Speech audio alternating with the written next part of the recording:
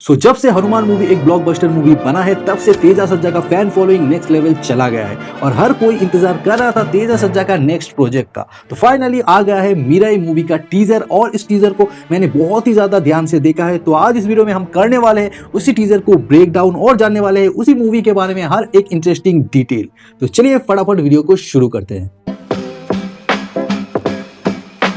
Point number 1 है इस movie का नेम जिसको रखा गया है मिराई। तो आप लोग ये सोच ही सकते हो इस मूवी का नाम एक्चुअली मिराई क्यों रखा गया है और इसका एक्चुअल मतलब क्या है। मिराई एक चाइनीज और जापानीज वर्ड है जिसका मीनिंग है फ्यूचर। क्योंकि ये मूवी एक फ्यूचर बेस्ड मूवी होने वाला है और सम्राट अशोक के बारे में हम लोगों को बहुत कुछ पता चलने वाला है, यानी फ्यूचर बेस्ड कॉन्सेप्ट होने की वजह से ये नाम इसके ऊपर परफेक्ट बैठता है, इसलिए शायद इस मूवी का नाम मिराई रखा गया है। पॉइंट नंबर 2 है इस टीजर की स्टार्टिंग में हम लोगों को दिखता है कि एक बर्फ से ढका हुआ पहाड़ है और उस पहाड़ के बीच में एक टेम्पल है या फिर मंदिर है और उस मंदिर के डिजाइन को अगर आप ध्यान से फॉलो करोगे तो आपको पता चलेगा कि ये डिजाइन एक चाइनीज डिजाइन है और इस टेम्पल में एक बाबा जी है जो सम्राट अशोक के बारे में एक लड़की को बता रहे हैं और ये कहीं ना कहीं चाइना से तो कनेक्टेड है। तो इस मूवी में चाइनीज कल्चर को भी बहुत ही ध्यान से दिखाया जाएगा। पॉइंट नंबर 3 इस मूवी के नाम के नीचे अगर आप ध्यान से देखोगे तो कई भाषा के बारे में बताया गया है और अगर आपको लग रहा है कि ये भाषा के बारे में यूं ही ये लोग बता दे रहे हैं तो बिल्कुल भी नहीं।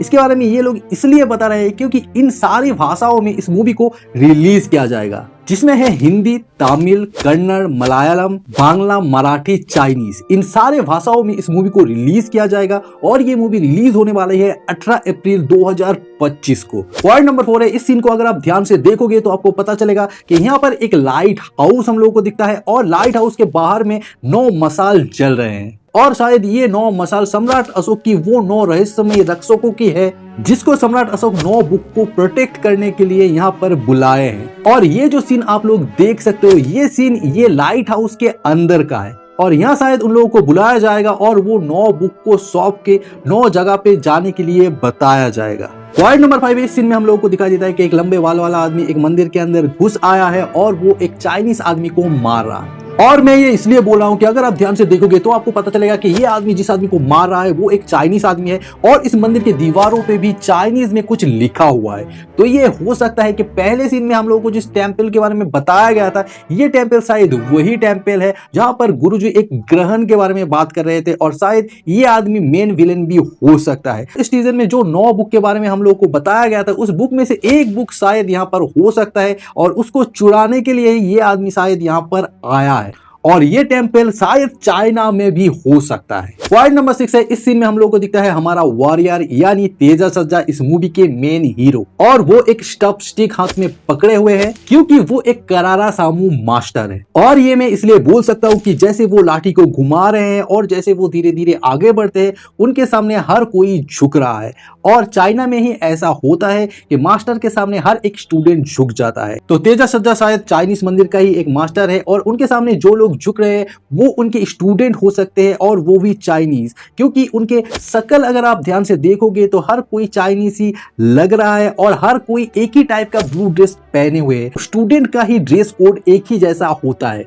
और यहाँ हम देख सकते हैं कि एक लड़की घंटी के बाजू में बैठी हुई है और ये लड़की शायद वही लड़की हो सकती है जिसको गुरुजी अशोक के बारे में बता रहे थे और वो भी शायद यहाँ पर स्टूडेंट ही है और वो भी शिक्षा लेने ही आई है। पॉइंट नंबर 7 है इस सीन को अगर आप ध्यान से देखोगे तो आपको पता चलेगा कि तेजा सज्जा के हाथ में जो लाठी है वो कोई आम लाठी नहीं है क्योंकि उसमें कुछ लिखा हुआ है और उस लाठी के आगे पे एक लाइट जैसा चीज है जो जलता भी है। तो शायद ये एक ऐसा लाठी हो सकता है जिसके अंदर बहुत ही ज्यादा पावर है और उस पावर से ही तेजा सज्जा को भी शक्ति मिलती हो। क्योंकि अगर आप हनुमान मूवी देखा है तो हनुमान मूवी में भी आप लोगों ने देखा होगा कि तेजा सज्जा को एक मणि के जरिए शक्ति मिलता है। तो इस मूवी में ऐसा भी हो सकता है कि इस लाठी के अंदर ऐसा कोई शक्ति है जिससे तेजा सज्जा को शक्ति मिलती हो। पॉइंट नंबर 8 इस सीन में हम लोग को दिखता है कि तेजा सज्जा एक लाठी लेके एक लड़की के साथ फाइट कर रहे हैं और उनके आजू बाजू में बहुत सारे लोग हैं जो पड़े हुए हैं। तो ये सीक्वेंस स्कूल का ट्रेनिंग का हिस्सा तो बिल्कुल नहीं हो सकता है, तो ये रियल में एक फाइट ही हो रहा है और शायद ये फाइट उस बुक के लिए हो रहा है जो सम्राट अशोक वो 9 रक्षकों को रखने के लिए दिया था और तेजा सज्जा भी वो 9 रक्षकों में से एक रक्षक हो सकता है जो बुक को प्रोटेक्ट कर रहा है। और इस टीजर की शुरुआत में हम लोग को एक बुक दिखाया जाता है तो शायद ये वही बुक है जो इस टेम्पल के अंदर है। पॉइंट नंबर 9 है इस सीन को अगर आप ध्यान से देखोगे तो आपको पता चलेगा कि एक इंसान युद्ध होने के बाद युद्ध भूमि को बहुत ही ध्यान से देख रहा है और ये शायद सम्राट अशोक है जो कलिंग युद्ध के बाद युद्ध भूमि को बहुत ही ध्यान से देख रहा है और अपने डिसीजन को कोस रहा है कि क्यों उन्होंने ये युद्ध करवाया। और शायद इसके बाद ही उनका हृदय परिवर्तन होता है और उन्होंने वो 9 बुक को 9 इंसान के पास सौंप के मुक्त हो जाता है। पॉइंट नंबर 10 है, इस टीजर में हम लोगों को 9 रहस्यमयी लोग दिखाया जाता है और अगर आप ध्यान से देखोगे तो आपको पता चलेगा कि ये 9 लोग और कोई नहीं, ये 9 लोग 9 इल्यूमिनाटी है। और बताया जाता है कि सम्राट अशोक दुनिया के सबसे पावरफुल किताब को रक्षा करने के लिए उसको 9 भागों में बांट देते हैं और 9 इल्यूमिनाटी को उनको रक्षा करने का दायित्व भी देते हैं, क्योंकि ये किताब इतना पावरफुल है कि इन किताब में से कोई एक किताब अगर किसी के हाथ में आ जाए तो वो बंदा दुनिया का सबसे पावरफुल बंदा भी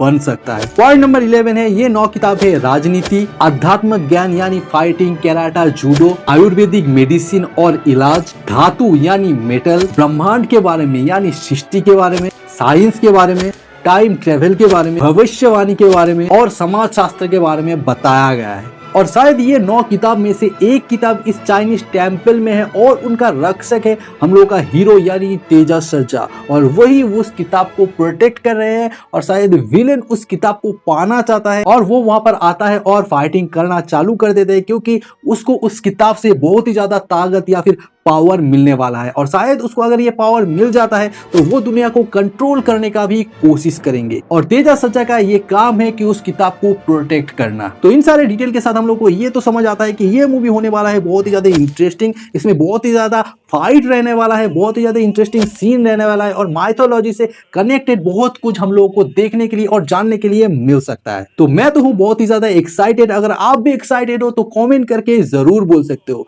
तो आज का वीडियो यही था। अगर वीडियो थोड़ा सा भी अच्छा लगा है तो लाइक जरूर करना, चैनल में नए हो तो सब्सक्राइब जरूर करना। तो चलिए मिलते हैं नेक्स्ट वीडियो में, तब तक के लिए बाय।